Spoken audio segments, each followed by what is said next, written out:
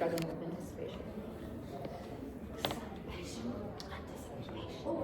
All right, hello everybody. Welcome to the Angels in America panel. I'm gonna have everyone introduce themselves and like what they're doing in the production of Angels in America. We're putting it on at the Barking Legs Theater on March 21st and March 22nd, and it is going to be a really fantastic play. I'll get more into about it, but we'll just go.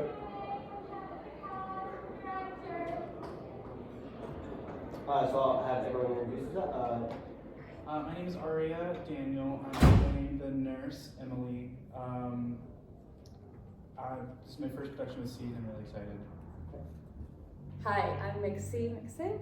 I play Prior One, who is a ghost. My name is Merril, Kallisti, and I am the director. My name is Elizabeth Haley. I'm the executive director for the Seed Theater and producing the show. I am Briana Jean. I am the creative director for the Seed Theater, and I am playing Mr. Elias. Come on in! Hello! All my people. God is. Literally. God is. These are my people too. These are your people too? Yeah. Well, sit down. We're having a party. Yeah. Who's with us? So, I'll just give an overview of what Angels in America is, just in case no one's heard of it, and in case you have, just give you a refresher.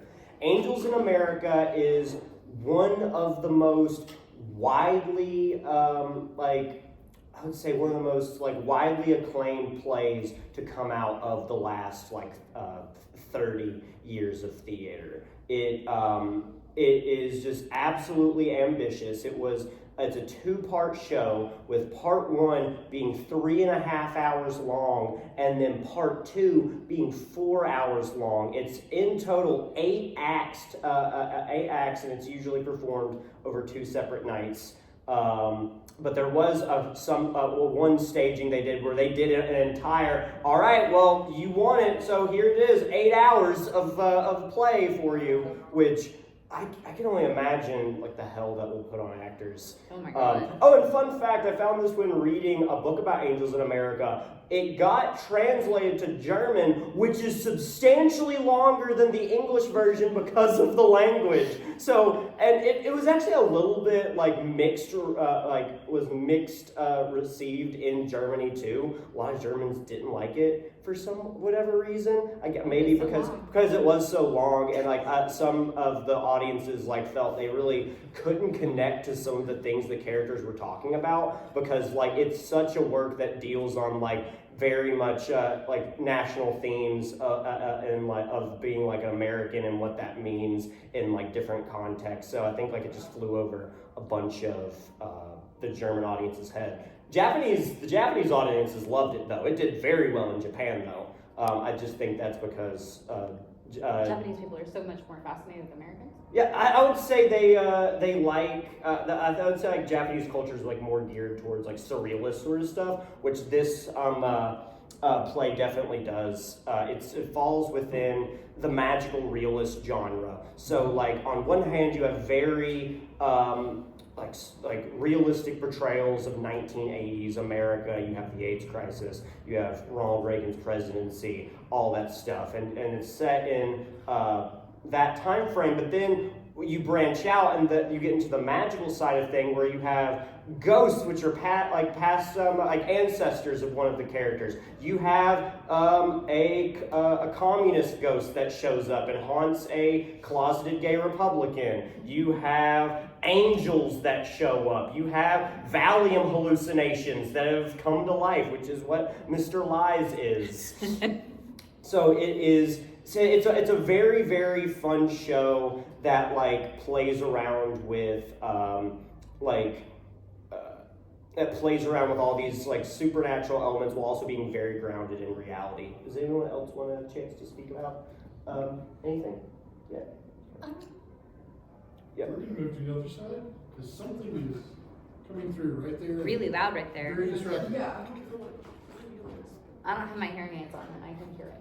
Well, the thing I think is really, really interesting about Angels is that it says it's on national themes. I feel the key there is themes plural. Yeah. There's a lot of different stuff that they're trying that Tony Fisher is trying to talk about. Yeah. And I feel like that's why it's an 8 to 9 hour work. Like there's so much he touches on race and like specifically like his experience as a Jewish person. Very big influence. I'm losing my train of thought. Yeah, and we have these amazing vignettes of these contrasting relationships that we get to see that are kind of in the same vein and deal within the realm of homosexuality. We have the couple, Lewis and Pryor, that are going through this tremendous grief, and Lewis is trying to cope with his partner's new diagnosis. His partner is actively dying. And then at the same time, we're watching another couple where there is a closeted Mormon gay man and his wife that is extremely unhappy. And she's one of the most fascinating characters to me, Harper. And she is addicted to Valium, and she is in a loveless marriage, and she knows it, but she's trying to hide it. And through all of that hiding, and she's closeted herself, not because she's queer, but because she's closeting how unhappy she is. And then that's how we get this manifestation of Mr. Lies, Right. because she's so unhappy. And within her Valium hallucinations, we manifest all these things of her fears and her want to run away, but because of her Mormon teachings, she can't. And that's just so fascinating. And it works with these vignettes with Lewis and Pryor. And so we see these two sides of the same coin, which I love in the play, the relationship dynamics. I'm super excited to play Mr. Lies because I get to take a really unique approach since he's a figment of this person's imagination. They would only know what the person tells them. So I actually haven't read the play. I've only read my sections because that's all Mr. Lies would know. And that's been a lot of fun for me. So It's gonna It's a good rationale. Yeah, it's very good. I've loved the thought you put into your character and the questions that you've asked during the rehearsal process, because you're really getting into like the meat of like this character, because Mr. Lives is the first supernatural entity that appears within the play, and you do a really good job of like really capturing that essence, I think. thank you. Is it gonna be harder on Saturday since you'll know the show on Friday? I hope not. La la la la la la la. I don't know what's happening. Just put on headphones until it's time for your... Yeah. Stay in character. So what y'all are doing, like a one night or a shortened version? What we're planning on doing, this is the current, I think, what our game plan is. We're going to do because the play is split up into two parts. Part one, the Millennium Approaches, and part two, Perestroika. And part one will be done this year, and then hopefully, which we're planning on doing it, but if enough people come out, we're going to do part two next year and have it broken up like that. Okay. So they will be like 3.5-hour performances. We'll probably toss an extra intermission in or something like that to make it a little tolerable. But we'll do a Friday, a Saturday matinee, and a Saturday night. We might have to move that matinee earlier since it's so long. Yeah, definitely. We're gonna have to adjust times. I gotta think about that. Yeah, you know, 4 hours is a long time. And it's so far like it's been it's presented some logistical challenges, especially with rehearsing. Because originally the play is only supposed to be performed with 8 actors, and like all of the other, like the main cast kind of picks up the ensemble roles as they go. But I've elected, because it's community theater and we want to get as many people involved with this production as possible, we chose to go the route of casting. There's only I think 1 or 2 roles that we double casted, just because it was getting a little bit hard to find actors that met the specifications that we needed. So we've done that, and that's presented a challenge because the play is so long. It's hard to break it up into chunks, or like where we get everyone that's needed for those scenes without other people just like sitting there for most of the rehearsal. So thank God I have such a very good stage manager that's helped me keep up with like all of the scheduling and like how we organize rehearsals. And I can only imagine how it's going to be even more difficult in part 2 because there's even more script. Still have June. Yeah, June's seemed to want to keep on sticking around for it. So. Fantastic. I wouldn't want to have to break that down into a spreadsheet. Yeah. She did like 12 tabs or something on the spreadsheet. Yeah. With all the details. It's wild. First read through, our stage manager sits down, pops open her laptop, and she's got the entire world. The entire play, like broken down scene by scene. Who's in that scene? What costume changes are going on beforehand? What like props need to be like put on stage? Like she just had that before even we got done with the audition process. So it's been phenomenal. And that's how we do 4-hour shows. Yeah, that's how you do that. I don't know what I would do without June. No. I need a June in my life. Yeah. We have a June. Yes. Yeah, it's great. A little tidbit is this play was kind of like when it came out, it was beloved by critics, but also like the right-wing media fucking hated Angels in America. But I don't know, maybe it's the multiple gay characters, the nudity, the gay sex scene in a park, the ghost of a communist, they're Jewish, so that's not like some characters There's are some Jewish. Mormons. There's some Mormons. Yeah, Roy Cohn. Oh gosh. Yeah, Roy Cohn's in the play. Are you guys familiar with who that is? Yeah, the Donald Trump's old lawyer and like the reason that he's in politics, and one of like the biggest like influencers in Washington at the time was like up Joseph McCarthy's ass, like almost religiously. That man loved Joseph McCarthy. He wanted to kill communists and did. He was the prosecutor on the Ethel Rosenberg case. Yes. Which makes the Barking Lines even more fitting of a place for us to be putting Angels in America on, because they've been protested a couple of times, and that might be something we face here. Yeah, definitely. Now that the press is starting, like over the next 2 weeks, I'm expecting some pushback. Yeah, it's I'm always worried about that with some of the seed shows, but we haven't had like any like live protesters in a while. No, not since last November. Okay. Yeah, fingers crossed. That's not good. Because sometimes they can be a little violent. The baseboards. Baseboards. Somebody knock on the baseboards. There we go. Yeah. Thank you, Aria. Saved the day. I mean, they're gonna be mad. I think most of the time we more get pushback on social media and stuff like that. A lot less people are going to make a decision to leave their home when it's cold and it's nasty to say something they could say virtually safely. Yeah. So, yeah, fingers crossed that nothing happens during this production, but. But it is the kind of production that's going to have people upset because it's so powerful, Yeah. you know? You studied this play in college, right? Yeah, well, I started scene studying it in high school, and I think that's really when I dived into Angels in America. I did a case study mostly on Harper. She's one of the most fascinating characters of all postmodernist literature for me.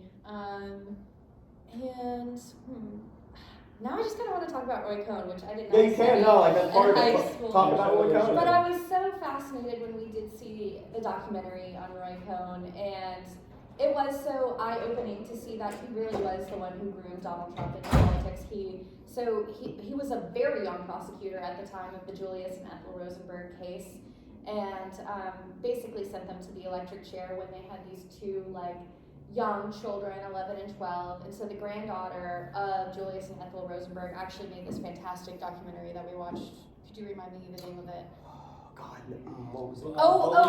Bully Coward Victim. And it was because the granddaughter and her father, who lost his parents through this execution, they stumbled upon the AIDS quilt in Washington, D.C., and the first panel that they stumbled upon was Roy Cohn's, which seems like some kind of act of God for them. And within it was etched bully, coward, victim, because that's exactly who Roy Cohn was. He was a bully. He was afraid to admit that he was a gay man, and he actively pushed legislation that greatly hurt queer people. And then he died of AIDS. And when he was diagnosed with AIDS and HIV, a lot of his friends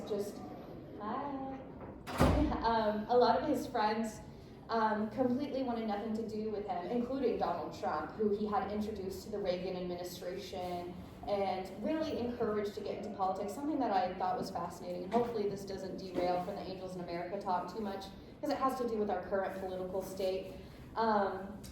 He was the first one to say, you know, Donald, you would be a great nuclear arms negotiator. And so he would go on TV in the 70s and say, I would be the best nuclear arms negotiator. And talk show hosts would be like, are you serious? Do you really believe that? And he's like, yeah, Roy Cohn said so. And Roy Cohn is actually very intelligent. So like he was a very dangerous person for him to get involved with, because it started this chain from the 1970s that leads Donald Trump into power today. So watching that documentary was like, oh, this is terrifying. Like, this isn't just a businessman and a TV persona that all of a sudden wants to be a politician. This has been in the works for 30 to 40 years, working with an administration that hurt us as queer people before. The Reagan administration was it Nixon or Reagan during the period of Angels? I think Reagan. They talk about it multiple times. Yes. Like there's that scene where Roy's like, you know, I can call, and it's just like, oh, the president, and it's like, no, better, his wife, which is like, kind of has some truth to it, because Nancy did kind of run a lot of things behind the scenes. It's probably true of a couple of presidents. More than a couple, I'd say. Did have dementia, like, last period. There is. Go ahead. There's a character that I think has like a really interesting arc that like his there's a character in the script named Joe Pitt, and his like main dilemma that he's going on is he has to kind of decide if he's going to be true to himself and like admit and come out as to himself and come out as a gay man, or he has the choice to like become what society expects of him, and like he gets really tied into his like part of his identity being like a conduit to help build up Reagan's America, because he just feels like that's what he has to do, and his identity is so tied to that being gay is just so antithetical to that's like a big internal struggle with him, which I really think is really interesting. A lot of Joe's monologues, especially, there's this one that I used for auditions where he's basically talking about like look Harper, look at like what Reagan's trying to do. He's trying to like restore America to greatness, and like, oh, don't you want that, Harper? And I'm like, man, I've heard this eerily similar words come from like actual people in or people in the 2020s and 2010s talking about Donald Trump. Like a lot of the messaging and like themes are just like are so like relevant today, and like. Especially because when I wanted to do this play initially, that was back before the presidential race, and we still didn't know who was going to be the next president or not. And for me, this play was almost going to be like a symbol of, oh, look at how far we've come in like the past in the past 30 years. Like, look at all the progress. And then now with Donald Trump in presidency, and he's cut like federal funding to organizations all over the world that are like helping with prevention of the spread of AIDS, and like help like fund research initiatives to try to figure out that's all been cut. So it's like we're almost on the verge of like another crisis because we don't have like the decades of infrastructure and like resources that have been built up to help these people. And so now it's like this play is needed more so than ever, because it really, I think, it's crucial for these times. And with human health services going the way that it is, who knows what will happen in the future. When was it that we decided, when was it we first talked about this? I want to say like spring or fall. Yeah, it was a while ago. Yeah. And it's so fascinating because we pick our theatrical season quite a bit in advance. and we knew we wanted to start the year with Angels, but we didn't know we were going to be starting Angels now. Definitely. It's a little different, but I mean, it's more important than ever before to get this kind of message out and bring attention to it. Which I think that that's kind of what Tony Kushner would have wanted when it comes to what this play is used for, in following release, because me and Mixy talked a bit yesterday at our panel about this this playwright named Bertolt Brecht, which was really big on political action and using the theater to inspire change and action within others. And Tony Kushner was a major student of Bertolt Brecht, and that kind of mode of theater is very much demonstrated here. Mixy, do you want to talk any more about Bertolt Brecht? Yes, please. So Bertolt Brecht started the epic theater, and his theatrical philosophy was to alienate our audiences through intellectual thinking so that they can go out and make political change. And that's what we see a lot here with all these different shifts, and they're very surreal as well. And so you're left being shocked, being alienated, being very uncomfortable. And so you want to go out and you want to change something about your daily life, which I think is accomplished here. And on the surrealism, I guess I'll segue into talking about Prior One. And when I first introduced myself and I was like, I play a ghost, I really wanted to correct myself. Be like, an ancestor, because that's what he says. Prior asks, are you a ghost? Like, no, I'm an ancestor. Prior One is one of the ancestors of our main character, Prior, and he also died from a plague, and he also has lesions on his body, although his plague came from fleas on rats. And it's just a huge shift. And what I love about this play is that it's very jarring, because we'll have this very real couple in their argument, and then all of a sudden the wife is hallucinating a travel agent, and is he real or is he not?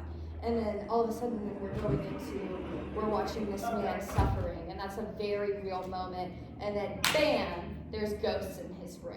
And so we're kind of taken out of this reality for our senses to be shocked. So I would argue maybe there's a little bit of Artaud in there, some theater cruelty. Yeah. And there's some discomfort there, especially with the angel, who's supposed to be just this really freaky, frightening angel of death that comes to Prior finally at the end of the play. But it's all very shocking. The stage direction for that, I don't know if you want to give any spoilers, but that is the most phenomenal stage direction when the angel enters at the end, if you wanted to read that. Yeah.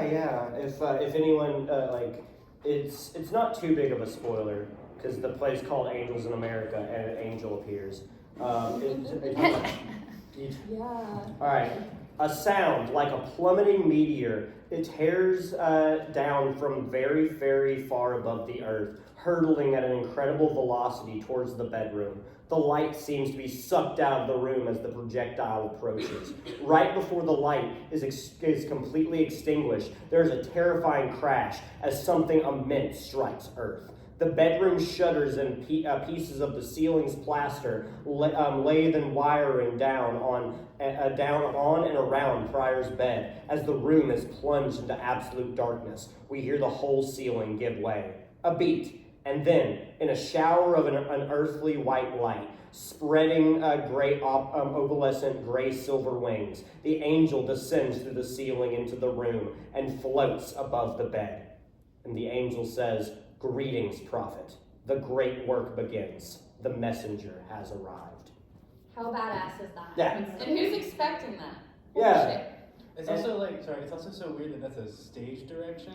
No one in the audience is going to be reading that, but it's so, I love the idea of staging something that sounds so abstract like that. Yeah, and that one's going to be complicated, but our technical director Ryan Lasco has some really good ideas and has put together really elaborate special effects before, so I think he's going to be able to pull off that effect really well.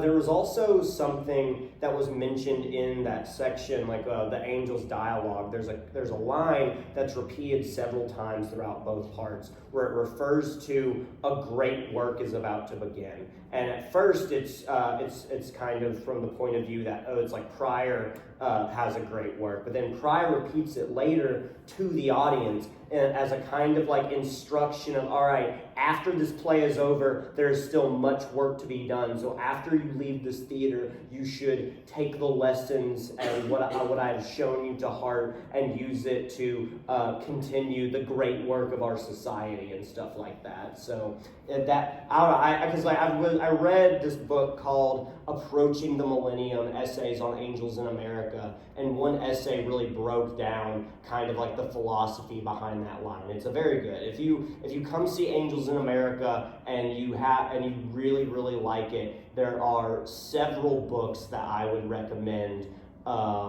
There is Approaching the Millennium, Essays on Angels in America. That one's good. The Modern Theater Guide for Angels in America is really good. That one is a little bit expensive. It's a little bit hard to come by, but it's really good. And then there is another book that was written a few years before the other essay collection called Essays on Kushner's Angels. And I have not read that one yet, but I have heard good things, and I'm going to try to get my hands on it before the production and read about it. Because I just love like the dissecting angels in America, because there's like a lot of stuff going on, and you can kind of like go on for a while about like just each individual piece of the production. Like, you can go at length into about Roy Cohn, about like the historical environment that was going around in 1985. And if you really like Angels in America, there's some other plays about the AIDS crisis that are really good. Let's see, there's one called As Is that is really good, and then I'm blanking on it. But there's another play that was written around 1985 that like was an influence to Tony Kushner. The Angels in America I've heard referred to as a second generation AIDS play, because of like in the 1980s there was like the first generations of like the first bits of art being written. So this is a part of like the wave that came about in the 90s of stuff that was going on about it. Like, and so Angels and Rent are a part of that like second generation, so to speak. Do we have any questions about the production? If not, I'm sure we have other things to talk about too. Sounds fascinating. Like, that just sounds like so much fun to me. Yeah. It's been very, very fun. Like, some of the scene work in Angels in America is some of the most fulfilling I've gotten to sink my teeth into, because it's just so rich, and there's so many there's so much context to get through that it's been fun. We said earlier in the panel, we like got together and just watched a documentary, and we've had people in the cast like start reading books, so that because we're having a talk back on the Saturday show on March 22nd, and all of my actors and crew have been really awesome at just their diligent studying and looking into the material, so that we can properly answer questions on that talk back, and I'm very excited.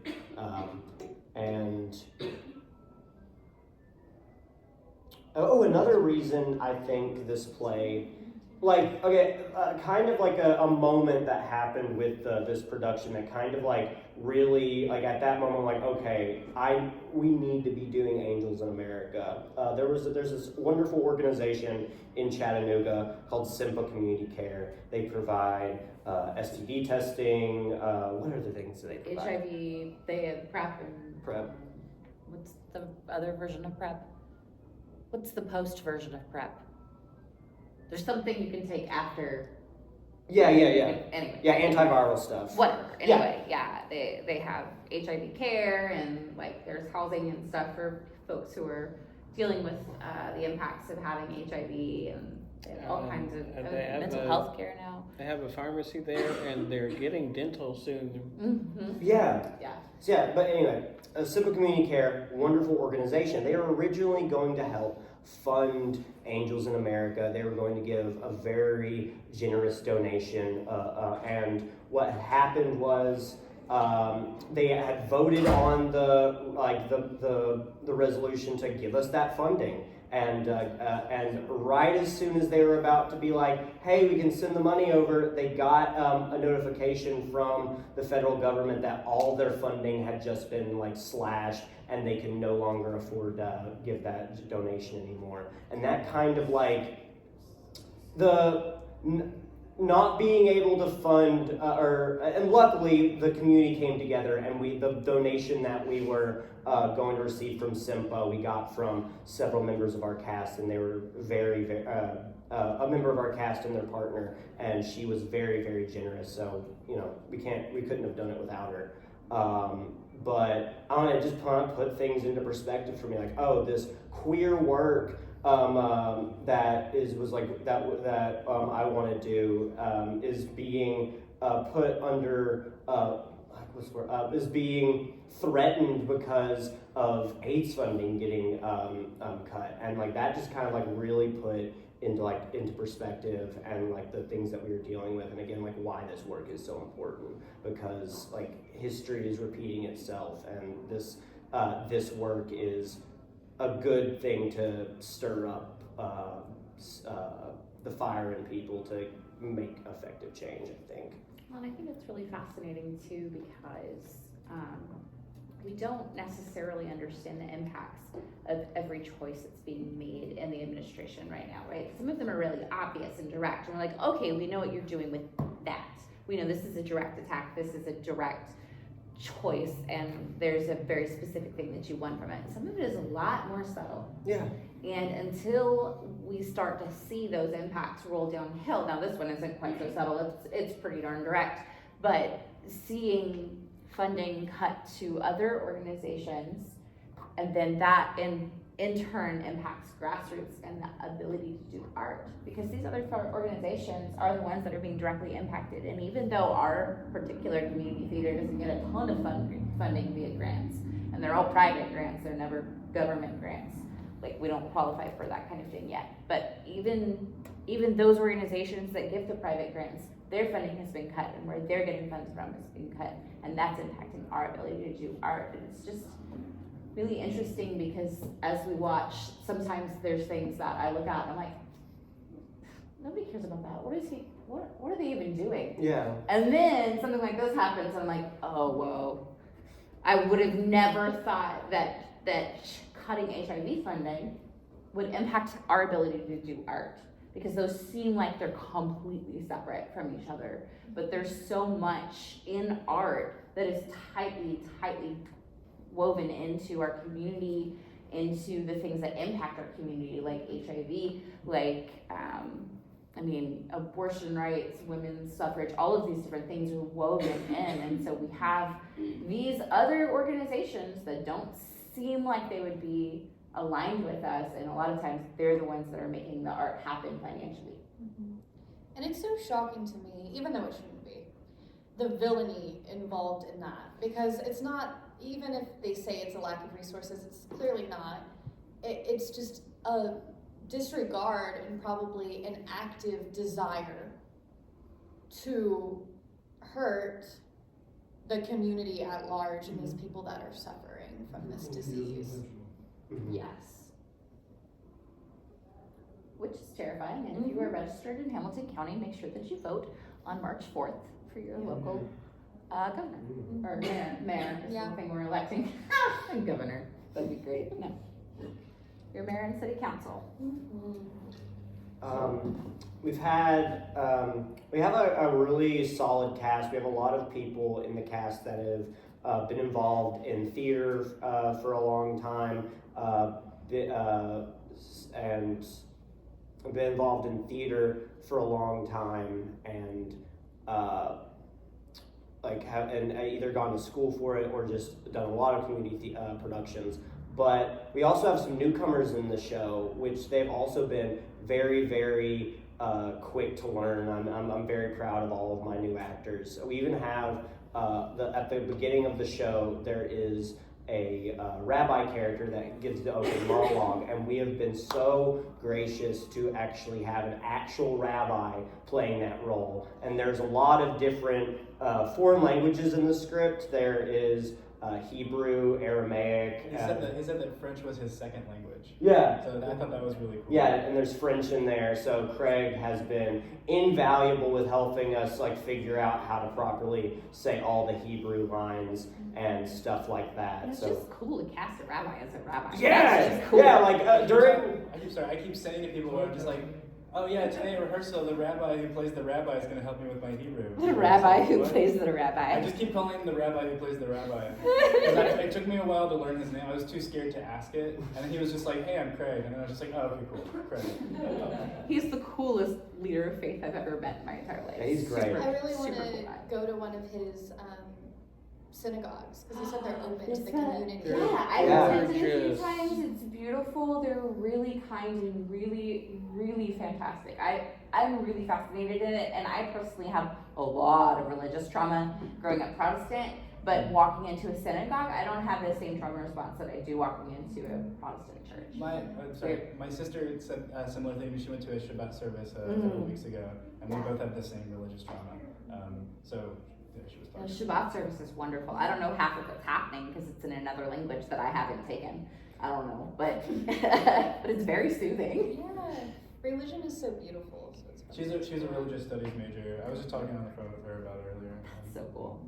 And that's another fun thing about Angels in America. It does explore different religions. Like we have Yeah. a look of Judaism, and then we have a look inside Mormonism, and then we have all these different kinds of pockets of culture. We've got drag queens and unhappy housewives and Mormons and Jewish communities, and we see that they're all suffering from the same thing.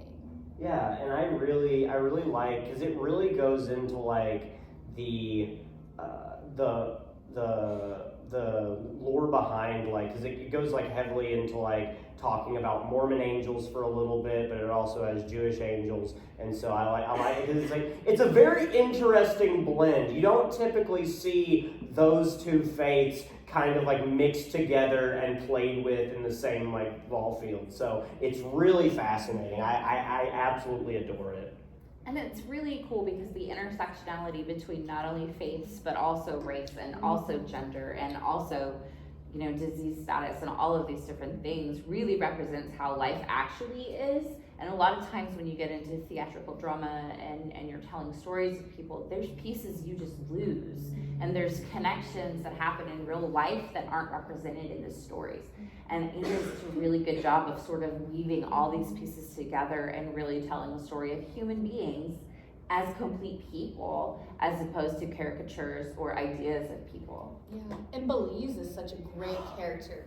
And the way that Marcus performs that, I love watching Belize and Lewis talk, and Lewis is just having this white man spewing nonsense of how difficult he feels everything is, and Belize is kind of giving him a reality check there, and then we get to look into some of his experiences as well, which I really love. It's been so fascinating seeing Marcus play that. I don't know why we didn't think of him instantly. Yeah. But as soon as we made that connect, I don't know, and my brain just went, oh wait, we should ask Marcus.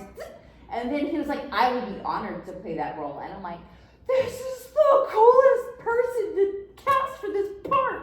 Marcus is so fucking good. He was the president of Tennessee Valley Pride a couple years ago. He's on the board at Barking Legs. He's on the board at Seed. He's on the board at Black Rainbow Movement. And he is the Tennessee Equality Project chapter director. I didn't know he had all those jobs. It's so wild. Yeah, he won't list it for you. I'm sure I'm missing some, but that's what I know of off the top of my head. Marcus is an advocate in an amazing way. He fights back for our community. I literally remember one time he was like, oh, I'm not going to make it to rehearsal today. We're doing some work at the Capitol. Oh, yeah. And I was like, that's badass. Yeah. I'm I went with him that day. It was awesome. He will randomly tell you that he's going to the Capitol. Go with him sometime if you have the opportunity, because we sat in a legislative session and watched them voting and discussing an actual bill. It was really cool. Wow. And then Marcus is super insightful about it because he understands a lot of it that I don't. I'm like, please tell me what's happening right now. It was cool. I was really mad about one thing, and Marcus was like, no, this is normal. This isn't actually how this works. This is all pomp and circumstance. Like, this is actually what's happening. And I'm like, Elementary pursuit. That's right. Yes. I took this thing called JSA in high school. It was like a debate and activism like convention. So we would always like introduce bills and stuff like that. So, like, that's so cool. Yeah. And it was weird because we didn't have it in Tennessee, so like I would go to the Ohio Capitol. And so I just remember like I've never been inside the Tennessee Capitol, but I've been inside the Ohio Capitol multiple times. That's so despite the fact wild. that I've never lived there. Yeah, I used to do youth in government, and I would go into the Nashville Capitol, and we would vote on our little made-up bills. Aw. That's such a cool way to learn about it, though, Mhm. because there's not a whole lot of education about how the government works Yeah, and we now, actually got unless to you sit. specifically Yeah. do that, look for it. Yes, and we got to sit in their little seats and vote on it, and it was like active learning. It was so great. I hope they still have programs like that, and they're still allowed to do that, because it is like I know invaluable. there's still JSA chapters active around the country, and they do all that same stuff. So That's really awesome. Super cool. I would also like to shout out our poster artist, Steph English. I'll come around. I wish I would have printed off the poster, but I'll go try and show you the poster for the show. The artist has worked with me before on my play, or the play I directed, The Prince by Abigail Thorne. also, I love that you know who Abigail Thorne is, and that you've read and also staged The Prince. I didn't know that you guys did that. Yeah, Yeah, no, North that, American this premiere. is how we all met each other. Yeah. Merril, what happened? You You reached guys out did to North us. American. Yeah, so what had happened was I had heard it was around the time of last Con Nooga, I think, like roughly around that time, maybe a little bit before, and I heard from Ren that you guys were like a new local theater that was promising, and I'm like, well, I can't exactly do The Prince in Lafayette, Georgia, because I feel like if you staged a play that starred 3 trans women in Lafayette, Georgia, that's just a recipe for a hate crime. So I messaged Elizabeth and I was like, hey, I have this play I want to do. I think I can get it done for relatively cheap. What do I need to do? And then Elizabeth was like, all right, when do you want to start? Yeah. And then Merril's been with us ever since, and we found Mixy by way of Merril, and a whole slew of people now come and have been with us for the last year, and we've got like full seasons, and it's a lot of fun because when we were, the theater's like 3 years old. We're just a baby theater. My wife and I have been doing theater for 15, 20 years, but the seed theater is only a couple of years old. And we got parlayed into activism and to community work and to mutual aid, and art was always the point at the beginning. But you know, when there's Nazis across the street, you worry a little less about Steel Magnolias and a little bit more about the Nazis across the street. So like I felt personally like we had kind of gotten away from performing arts. We weren't sure how much we were going to do it. It wasn't going to be an all the time thing anymore. Maybe a little bit here, a little bit there, but it wasn't paying bills, right? And then we had this relationship beginning with Barking Legs because a dear friend of ours, Courtney, was their managing their office manager, venue manager, or whatever for a while, and she was like, hey, let's get you guys over to Barking Lights, let's get you creating there. They gave us a rent that we could actually afford. And between that partnership and Merril reaching out for The Prince, now we have this big, huge selection of people who are really committed to art, who are really excited about creating art. And the best part is it's people that are activists that want to create art, and they fucking get it. And not everybody fucking gets it. It's fun to watch my world grow smaller as all the parts just get together. Isn't it weird? Those lines keep crossing. I'm like, wait, hold on, who put Were you saying something? No. No. It slipped my mind. You just what? It slipped my mind. It slipped your mind. I keep having those moments like at this convention. I'm just like talking about something, and then it just leaves me as the words are coming out of my mouth. Right? I keep questioning myself to like sound agreeable. I don't know. Like I don't know why I asked earlier if it was Reagan or Nixon when I knew the answer. But it's something my brain does all the time. And I've been training myself to go for the first instinct because I always double guess and my second guess is always wrong and my first guess is always the one because I knew it, but I don't trust myself. You're scared to trust yourself. Yeah. I've been having that moment. Just Merril and I have been talking a lot about comics, and so I keep having these things where I'm like, I think I remember this happening, but then I'll just say it. And then I'm like not sure. I'm like 0% sure that what I'm saying is true. And then somebody will be like, yeah, I remember that. Yeah. I'm like, cool, great, awesome. We've all been traumatized by the well actually people. Yeah. Just Yes. go be wrong. It's okay to be wrong. Yeah. You know? Be like, never mind, actually I meant this.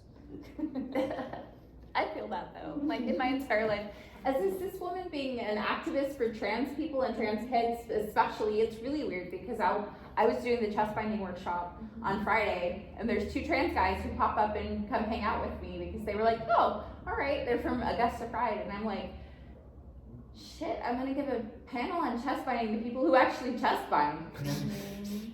They were delighted. They thought it was great, and as soon as I finished, they were like, "This is the best binding panel we've ever been to." I'm like, "Awesome!" Because I you've know how to bind. educated yourself. Yeah, I have. I've been trained. I know this stuff. I've done it for years. But also, sitting next to somebody who actually lived it, I was like, It's intimidating. maybe I shouldn't be teaching this class. But it's really cool because when we really dedicate ourselves to learning something, you can be an expert. Yeah. You can trust yourself. But you being the person that you are, and like, I feel like a lot of us are as activists, we're always ready to listen and learn and change accordingly. So even if you're not a trans mass person giving this presentation, I know you and I know that you would take a cue if somebody It was were a lot to. of fun. It was so much fun. I'm gonna do it every year now, apparently. Yay. Yeah, I know. It's so great. I didn't expect that many people to come at like 9 o'clock in the morning. There were like 15 people there. But it's really dangerous when you do it wrong. Correct. It's a really important panel to have, especially like for at a convention At where a you're going con, yeah. cosplay. It's just If I'd realized that you guys were doing that, I would have brought our kid. There you go. Well, I can give you private one-on-one lessons about how to bind too. Yeah, they don't do it all the time, but like they're kind of gender fluid. Yeah. So sometimes they are okay with the boobage, and sometimes they're like, nah. I'm a That's me too. I'm cis, and sometimes I don't want the boobage. Like I'm just really. This top would be so much cuter if. Yeah. I wish I could do it like Mr. Potato Head. Like just Yes. and then choose what size I want. Like, oh, this will fit my outfit. Right. Exactly. Exactly. I went on hormones like specifically to get these characteristics, and then like whenever I'm like out in public, I'm always just like hell yeah. But if I'm like at home, like trying to lay on my stomach, or like sometimes like it'll like my nipple get caught on shit, and I'm just like fuck. They're I hurdles. know. They're hurdles. Exactly. I've noticed with the Boylesque, and I had no idea, they make silicone skin suits that you can place on top of your binder. And I had That's so cool. no idea, and I'm like, that is the most affirming shit I've ever seen. I need to invest in something like that, because you have that skin chest. It's amazing. I've seen those. Yeah, I've seen They're cool. Yeah. Remind me to tell you about some other things they make that are really realistic. Some of them Yeah. are Maybe not the Angels in America panel. Some of them are cool, some of them are incredibly tough to wear.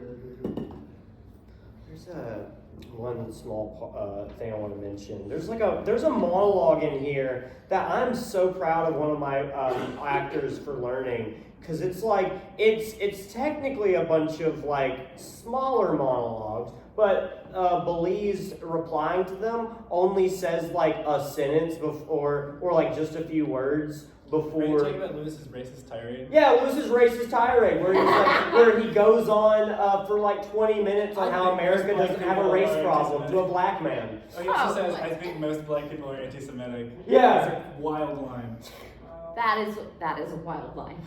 Yeah, let's see. Who plays Louis Shiloh? Shiloh. Oh my God. Yeah, this is yeah. great. This is like third production, right? Maybe third or fourth Listen, ever. that kid had so much talent packed in there. We just had to open that up. Yeah, he's been great. Him playing Brad was amazing. That was really fun. So Yeah, cool. he was great as Drunk Jerry too. Oh no, this would be okay. So Angels, Rocky, The Prince. The Prince. the Prince, Oh my God, and yeah. and Drunk Jerry. Yeah. So this is his fifth. Okay, fifth, yeah.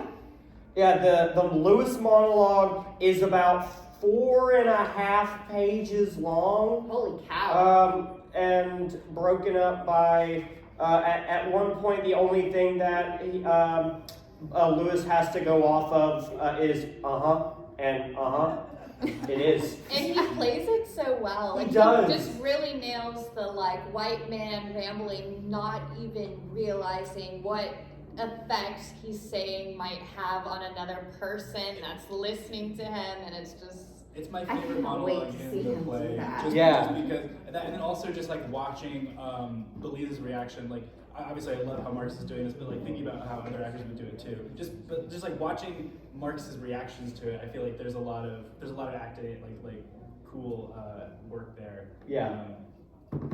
That's something I struggle with is like when I'm not talking in a scene, like what am I supposed to be doing? Yeah. Shell is fun for me because he's a trans man, and it's been really fascinating to put him into traditionally cis roles. Yeah. And it's so cool because he brings such an interesting perspective as a trans man to the role. To see him go on some racist rant about this is gonna be great. Yeah. What I'm getting at is what I'm picking up is you're gonna put a lot of people outside their comfort zone. Yeah, Yes. definitely. That's part of Yeah. it. And The that's- intimacy coordinator comes next week. Yeah. One thing I really love about this, I feel like I'm kind of shifting the topic a little bit, but just talking about like Lewis's racist rant that he goes Yeah. on. It's what I think is interesting is that with this play, like every character has like these critical flaws that you look at them and be like, hey, this might be a bad person. Pretty much everyone, I think, like honestly, even like Pryor has some of those moments, but like I don't know, I feel like it ties into that like. You were talking about like Breckian, I think it's Breckian. Yeah. Where like he didn't want you to have like an emotional attachment to these characters. I feel like Tony is taking that and like shifting the emotional connection you're feeling. Where it's like at first you're rooting for this guy, and then you're like, oh, and then you kind of pull back a little bit, and you're just like. And a lot of times you're disgusted and just so uncomfortable. Personally, I am disgusted by Lewis's character, how he reacts to his partner, like going through something tremendous and horrible. Is disgusting to me, and that's probably why Lewis is one of my favorite characters. Yeah. Because he makes me have that reaction, and he makes me so uncomfortable. So that must mean that he's just this great character that kind of makes you think, because that is a real reaction to grief, and it's not pretty. And Gage also does an incredible job as Proctor, who is dying, unsure of his future, but is still this very resilient gay man who's very much a queen and tries to like keep that what is the word I'm looking for? Like it's a certain attitude, like a resilient attitude, trying to make it seem like it doesn't bother him when we really get these intimate scenes where he's really hurting because he is dying. Yeah, it's a little different from stoicism because there's some kind of like hoity-toity air to it. So kind of like that, where he doesn't want to let his partner into his vulnerability, but it's also very much like, I have this certain sense of humor that he never really loses, even when he's like on the floor shitting blood. Mm-hmm. And that's one thing. It's weird to say I like that Angels does that, but a lot of the media that I've read or watched about the AIDS crisis, they kind of shy away from showing like the real effects that it has on the body. Like maybe they'll show someone like lose a bunch of weight and like look very gaunt, but I don't know. Angels like really depicts like exactly what Pryor's going through. Like you see him like from at home like to the hospital, and then like the screaming like I don't want to go to the hospital. Like there's just it's so real, and it almost feels surreal because like a lot of the play plays on these surrealist things, but it's almost surreal like how like gritty the depiction of Pryor's is. Yeah, it's very visceral. Like it doesn't hold back. Like you see the reality of it, and I think that's like part of the point is he wanted you to see like the very messy and uncomfortable reality of it, so that you can have the perspective to want to make change. So I just want to say, like I said, I hadn't read it, and I have learned so much. Y'all have done a great job. Yeah. I'm so glad you came, Briana. One thing about that prior scene though, and it is so very like with the visceral reaction, to sit there is such an experience of hearing Gage scream, and it makes you, I can almost not sit in the room because I am watching one of my best friends suffer. I hadn't finished, like I hadn't gotten to that part of the play, like when we were reading it at the table read, and then Gage just kind of went like balls to the walls, like at the table read, and I was like, whoa, this is intense stuff. Yeah. I'm sure Gage had read it 12 times. Yeah, definitely. Between the week or so between the audition announcement, Yeah. the cast list, and table read. Every hour was dedicated to Angels in America, I can promise it. All right, we are about to wrap up the time. Does anyone have any more questions about Angels in America before we dismiss today? No? Okay. Well, thank y'all so much for coming out to this panel. If you liked it, please rate us on Guidebook, leave a comment. It helps us come back next year. And don't forget, Angels in America opens on March 21st and March 22nd at the Barking Legs Theater. You can find Tickets are on sale now. Tickets are on sale now. Barking Legs website, or you can come to our Facebook at BC Theater. Yes. All right, thank you guys so much for coming. Thank you so much. I hope you had a good time. Thanks, Thanks for Merril. letting me crash this panel.